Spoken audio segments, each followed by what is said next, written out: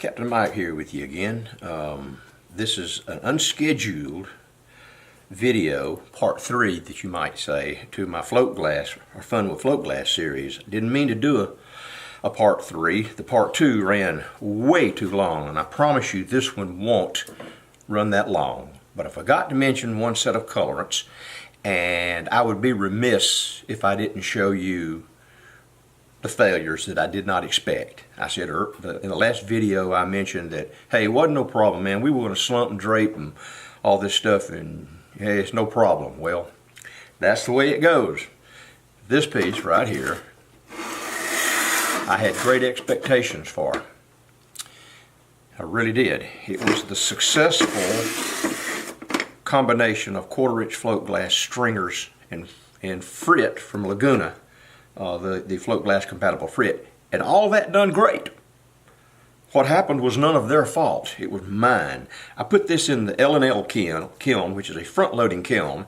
It does have a top element, and I just set it up on a regular deep slump schedule, and I even altered the timing so that it was like 250 degrees up to 300, and then, or I mean to whatever it was. Anyway, I went up slow, but early on in the draping process, it broke. Listen to me. It broke, and you can tell that because it's so smooth right here.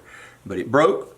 3 pieces settled down. Did a nice slump on my shelf paper, and so I had to show you that. Not anything to do with the colors. It's got to do with probably the float glass and the schedule, the firing schedule. And then of course I showed you guys this one. This one was the one that did the same thing. It was a slump, and as I mentioned before, it was really a nice textured effect, and it broke. Just going to show you this one because I'm going to put this back in the kiln after this video, and I'm going to flatten it out and use it in another project. Now those are the failures for right now.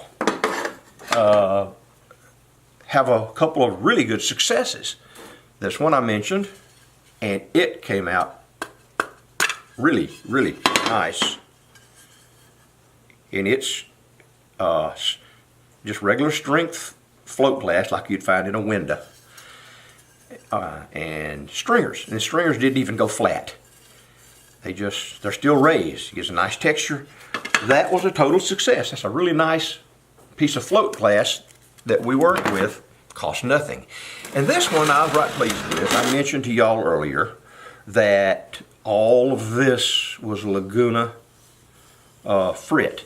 Now I have to admit their frit is working out really good. I'm going to have to do some double checkings just for grins and giggles using bottle glass frit that I made in here. I just don't have quite the colors, but I'm just going to have to see how it reacts on the 1/4-inch.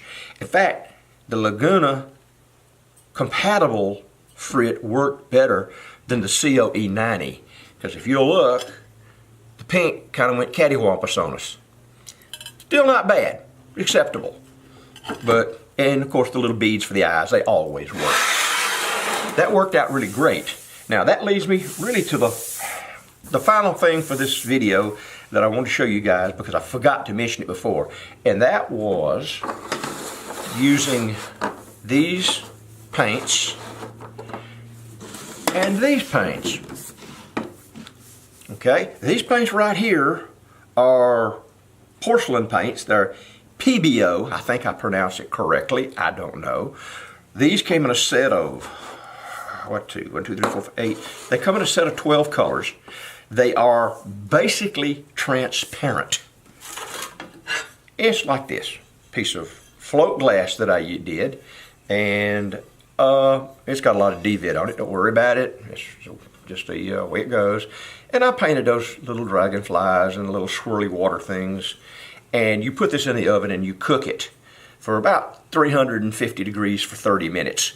And it pretty much won't come off. It is not glass. It's some kind of enamel, just like you would enamel metal maybe, but that's what it does. This is another example of it right here. And I know that I can hear the giggles now. It's awful garish, but you know, I'm playing with these colors. and I'm a kid at heart. I like bright colors. So this just put it in the oven and cook it. And these I ordered from one of the glass companies. I don't know. I'm sure you can get them in different places. But I got those particularly for that. Didn't really know about these, or that you could use them the same way. I bought them for another reason. I do not know why. They're bought at Walmart. And they come in all, I'm probably more colors than this, and I've got about 12 colors here, maybe 13. And I don't think I have them all.